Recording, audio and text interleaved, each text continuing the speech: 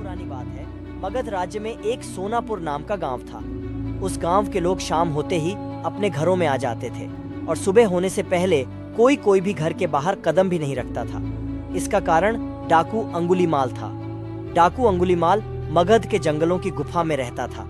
वह लोगों को लूटता था और जान से भी मार देता था। लोगों को डराने के लिए वह जिसे भी मारता उसकी एक उंगली काट लेता और उन उंगलियों की माला बनाकर पहनता।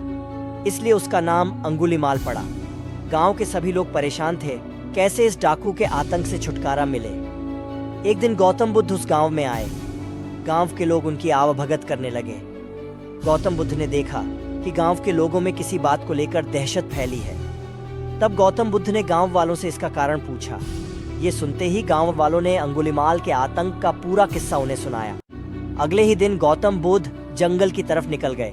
गांव वालों ने उन्हें बहुत रोका, पर वो नहीं माने। बुद्ध को आते देख अंगुलीमाल हाथों में तलवार लेकर खड़ा हो गया, पर बुद्ध उसकी गुफा के सामने से निकल गए। उन्होंने पलटकर भी नहीं देखा। अंगुलीमाल उनके पीछे दौड़ा, पर दिव्य प्रभाव के कारण वो बुद्ध को पकड़ नहीं पा रहा था। थक हार कर उसने कहा, रुको। बुद्ध रुक गए और मुस्कुराकर बोले, मैं तो कब का रुक गया, पर तुम कब ये हिंसा रोकोगे? अंगुलीमाल ने कहा, सन्यासी, तुम्हें मुझसे डर नहीं लगता। सारा मगध मुझसे डरता है। तुम्हारे पास जो भी माल है निकाल दो, वरना जान से हाथ धो बैठोगे।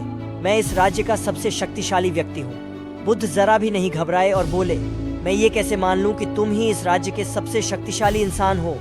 तुम्हें ये साबित करके दिखाना होगा। अंगुलीमाल बोला, बताओ कैसे साबित करना होगा? बुद्ध ने कहा, तुम उस पेड़ से 10 पत्तियां तोड़ कर लाओ। अंगुलीमाल ने कहा, बस इतनी सी बात, मैं तो पूरा पेड़ उखाड़ सकता हूँ। अंगुलीमाल ने 10 पत्तियां तोड़कर ला दी।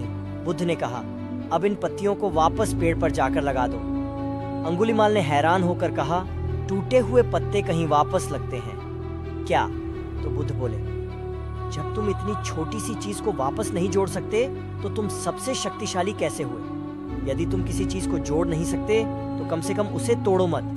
यदि किसी को जीवन नहीं दे सकते तो उसे मृत्यु देने का भी तुम्हें कोई अधिकार नहीं है। ये सुनकर अंगुलीमाल को अपनी गलती का एहसास हो गया और वह बुद्ध का शिष्य बन गया और उसी गांव में रहकर लोगों की सेवा करने लगा। आगे चलकर यही अंगुलीमाल बहुत बड़ा सन्यासी बना और अहिंसा नाम